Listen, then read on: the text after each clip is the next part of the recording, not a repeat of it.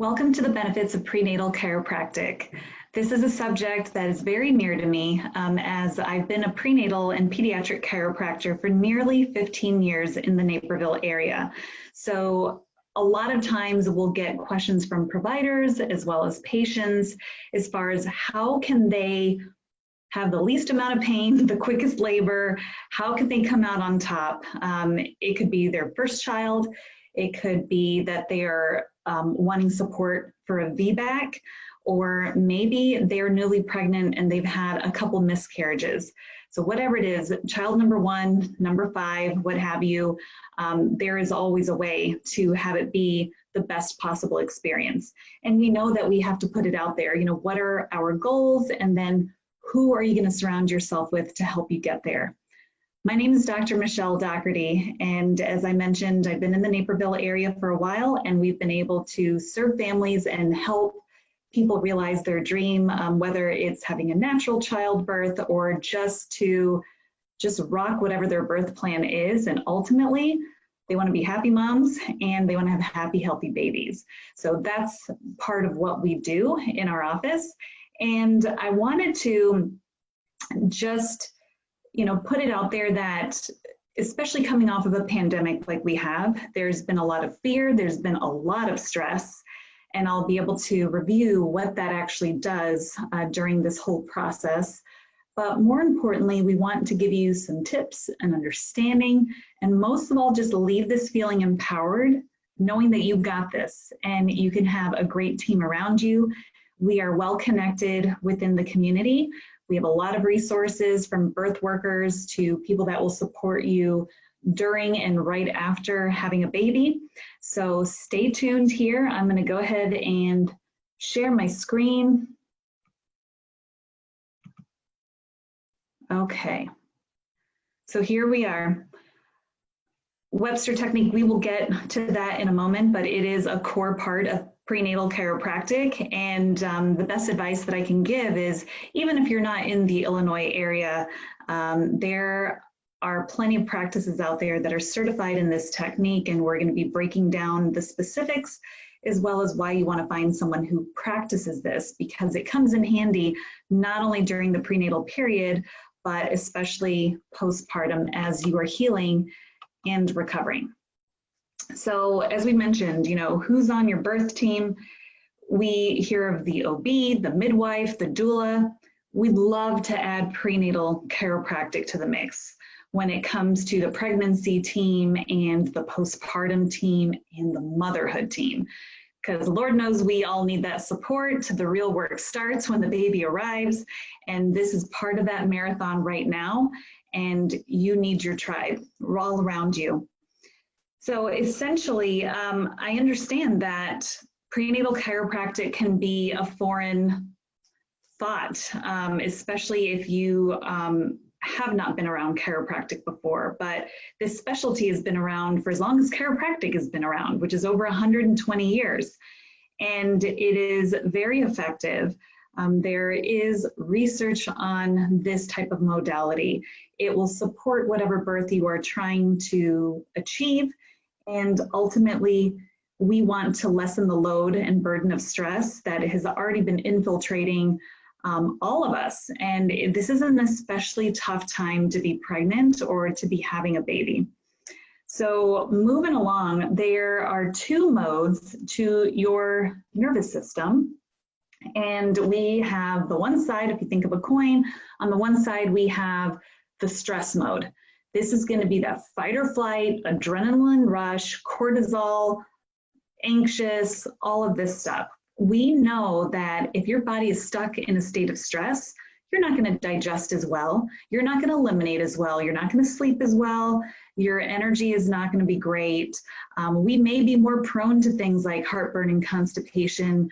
And you hear varying things as far as like the 3rd trimester insomnia, different things like that. So it's, unfortunately, being pregnant can sometimes get a bad rap where we feel like we have to be miserable. And this could honestly be one of the most spectacular times and you feeling your absolute best. And it is possible, but we need to help shift your body into more of a calming mode. So that other side is the parasympathetic nervous system. This is known as the calming, resting, growth, healing mode. So if you think of a newborn baby and what they should be doing is eating, sleeping, and pooping. That's what they should be doing. That is this parasympathetic calming state. So if this side is not activated, you are shunted over to the stress side. This can interfere with you going into labor on your own. It can interfere with you actually progressing throughout labor to have the type of birth that you want. And often there is a greater risk of interventions and different things like that when you are stuck in this state. So moving along here, so this little diagram, it just shows that our bodies are an accumulation of the various forms of stress. So the most common ones are going to be physical stress, chemical stress, and mental emotional stress. And along with that stress, so for example, when we're talking about the more of the physical stress aspects, week by week, your body is changing. It is accommodating a growing human. Things are expanding due to relaxin hormone. So things are expanding, they're growing forward, you know, it's altering your posture every which way. So that's going to be a lot of the physical stress. Not to mention if you have a toddler in the process and you may be carrying them on a hip and doing all these different things, it's really going to have more of an effect on your body while you're pregnant than when you're not. Chemical stress, I mean, this is definitely the one time in a woman's life where she is going to be the most conscious about what she's putting into her body, what she's applying onto her body, and as she doesn't want to have those exposures because we know that baby and mom share nutrients, they share a lot of things, and that takes me to the third type of stress, which is mental emotional stress. So at the start of this year, it's been taxing, it's been stressful, and the reality is the baby in utero is not going to be able to manufacture his or her own stress hormones until about that third trimester, a little after that halfway point. So right now, baby is feeding off of you. Your stress hormones and your surges are going to be shared and passed along to baby. So if this has been the environment for very long, and then when it's time for baby to manufacture their own hormones, they may be taxed right off the gate, you know, before they even enter Earthside. So what we start to see are these sweet little babies that are just so uncomfortable and rigid, and they're not pooping well, they're not sleeping well, and they're inconsolable, and they just seem miserable. And that can be very defeating for a new parent or a new again parent, where you feel like what worked with one isn't working with this, or how am I already failing and I haven't even started yet. So this is what we want to help try to avoid. But ultimately, no matter what the end game is when it comes to your birth, just know that there's always a way to help make it better. But it does come from balancing these two sides of your nervous system. So that parasympathetic, the gas pedal, and the parasympathetic, which is that brake pedal. So Webster technique. Often we'll get questions, we'll get phone calls about, hey, do you do the Webster technique? Are you Webster certified? Or my OB said I need to find a Webster practitioner. And Webster technique, it is a prenatal chiropractic technique. And the basic premise is to balance the pelvis. And we know the pelvis is that left and right hip, the tailbone in between. We have a bunch of ligament attachments. And we know that if things are in a more balanced and aligned state, it's creating an ideal environment for this baby to grow and thrive, and then eventually assume proper birthing position at the start or middle of that third trimester. So it's often done, it's primarily exclusively done by chiropractors, and it's additional training, and you really want to find someone who is certified. And so we will have a link for you all, especially if you're not in the area, or if you wanted to share this with someone you know who is expecting and is looking for that extra support. And I wanted to, I don't know how well this is going to show up, but so I have my spine, and I wanted to give, because I don't draw, but imagine for a moment that this resistance band is like the uterus holding a baby, And we know that if the pelvis is out of alignment, it's going to tug on these ligaments, and that in turn is going to put a lot of stress and tension on the baby. So we know it's already a little bit of a snug environment in there. So the last thing you want is to be shunted more to one side. So what Webster technique does is we are adjusting gently. We are adjusting the pelvis, namely the sacrum, because of the uterine attachments. There are ligaments that are attached to the front and the back of the pelvis. So it's very important that we give as much room as possible. And this is where, if you choose to have a doula, they go over, best ideal birthing position, so you can help, open that outlet to try to get as much mechanical advantage, if you will, that you can.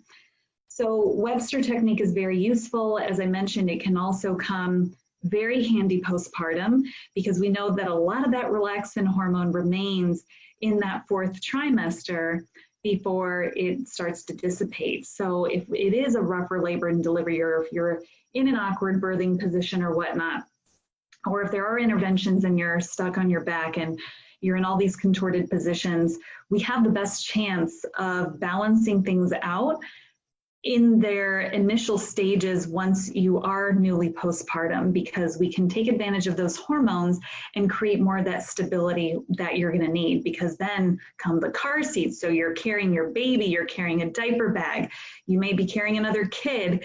There's a lot of demands, nursing, bottle feeding, all of this stuff is going to create a lot of imbalances, and it's going to create more tension and inflammation, and everything is interconnected in the body. So then not only are you going to be more wiped out, because it's just going to take more energy to be upright, but you may also be sleep deprived. So you may feel worse than what reality may show.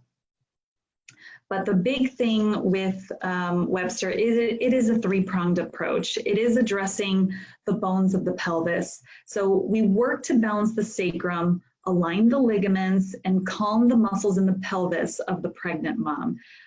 That's so important because, again, when we start that third trimester around 28 weeks to 30, 32 weeks, there are different messages that are getting sent, from mom's nervous system to the babies, where it's time. We need to get primed to assume a great birthing position, and then you want to essentially be locked and loaded and know that things are going to be stable in that capacity.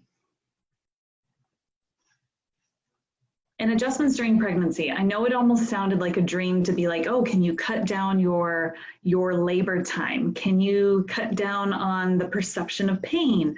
Can you cut down on the rigors of postpartum recovery? And the answer is, yeah, you can. But we can't even think to have that conversation if we don't lay that foundation first. And that, again, comes with making sure that neurology is properly communicating from the brain down into the abdomen and the uterus and the pelvic bones.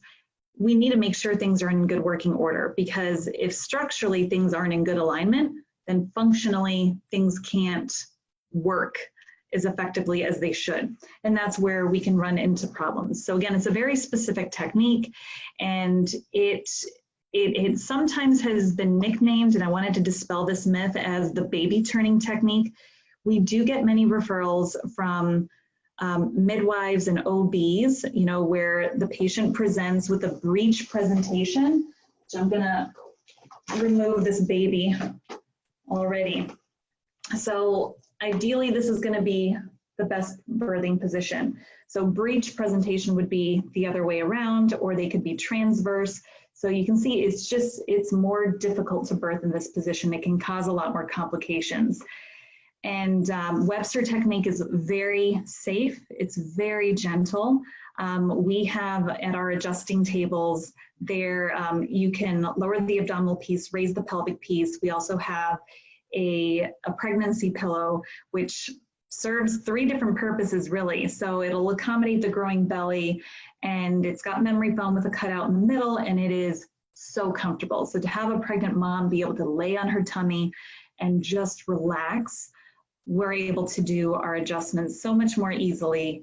And then with the postpartum mom, we just shift the pillow, so then it's going to accommodate nursing breast tissue. And then finally, if we're evaluating the infant, the newborn, then they have this little nook that they can get checked in. So it's super gentle, very comfortable.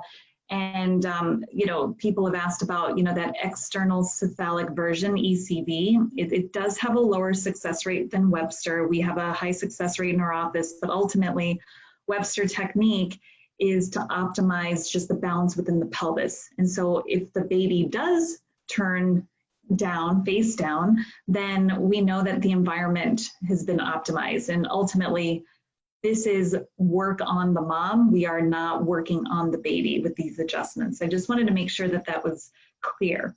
And bottom line is, Webster technique helps to reduce stress on the overall nervous system. So it's going to stimulate that growth mode, that calming side.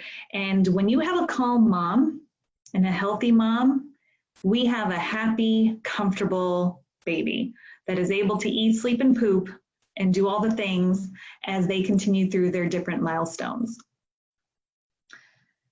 This is absolutely the dream, especially moms who maybe they had a tougher first go around. You know, maybe they had a 32-hour birth. Maybe they had to, you know, maybe it was a decision between a C-section and an epidural, you know, because things were just failing to progress. And as you start to go down this rabbit hole, that creates more stress and anxiety in a mom, and it's going to make it much harder for them to be able to perform when it's necessary. And again, all of the stress does get passed down. So having that proper pelvic alignment is so important. If there's ever a time in a woman's life that she should be seeking out chiropractic care, hands down, it's going to be during the prenatal period and postpartum recovery. And ultimately, you know, we work to help moms achieve their labor and their delivery goals, whatever that looks like. There's no right or wrong. Ultimately, you need to be happy and feeling supported so that you can navigate momhood. So finally, postpartum support here. Just try to move me out of the way. I mentioned what happens, you know, with the real work that happens after labor and delivery, the physical stresses that all take place. We find that moms have new stress areas, like between the shoulder blades, because they're holding their babies, they're feeding them, and they've got all the diaper and baby gear loaded, and they're finding that, especially if they have a baby that isn't sleeping well, that they're accommodating and adapting their postures to the baby versus trying to use different tools like, you know, a boppy or something like that to help you nurse and feed and do some of those things. Chemical stress. So we know that just during pregnancy alone, so many hormones are surging and changing. And once baby's born, it's like this surge just kind of leaves you. And if your stress glands weren't very strong at the time of conception, unfortunately, we start to see basically some challenges when it comes to postpartum recovery. And sometimes we'll see a greater incidence of postpartum anxiety or even postpartum depression, because their bodies are just so depleted in stress that they are having difficulty just adapting to the changes that come about. And emotional stress, just lack of sleep in general. I mean, that's going to be the equivalent of going too many hours without eating food, you know, and being hangry. But when you don't have enough sleep, you're never fully recharging your batteries, and you're going to be more foggy. You're going to be wiped out.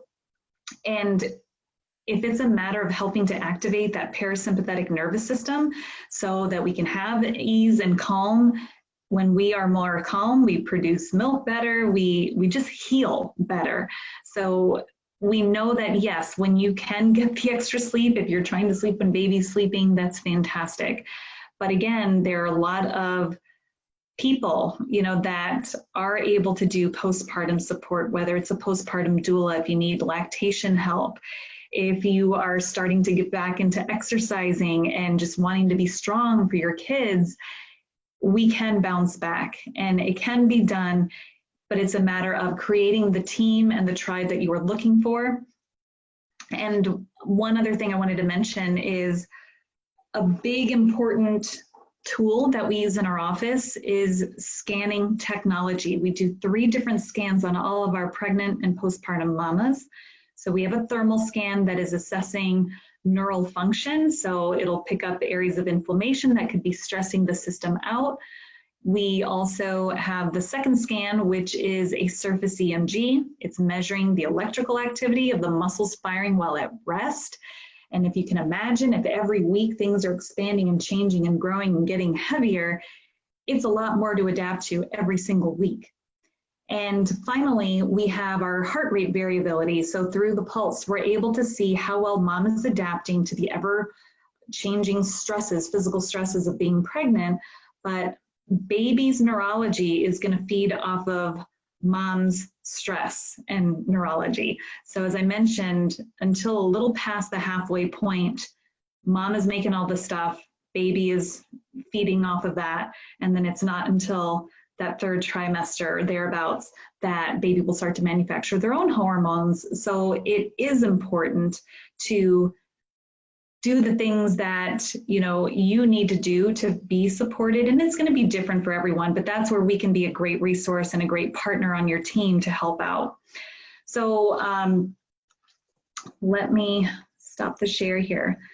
So I hope that they gave you a little bit more insight as far as how important it is to keep as best of a state of calm as you can, but facilitating that. And prenatal chiropractic is one of the ways. It's a very important way. It's one of the things you can't do to yourself.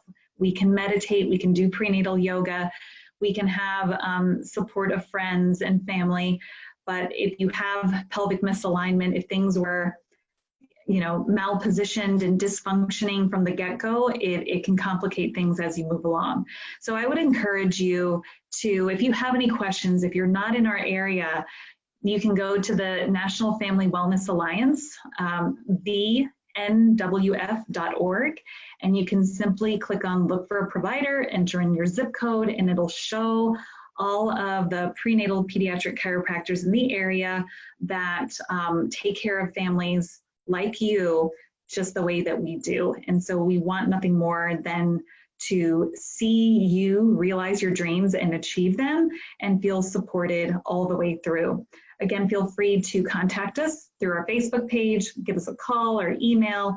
We want to make sure that you're able to navigate this seamlessly together so that you can have the birth that you've always wanted, so that you can step into the role of mom and dad the way you've always envisioned. Take care, you all. We'll talk to you soon.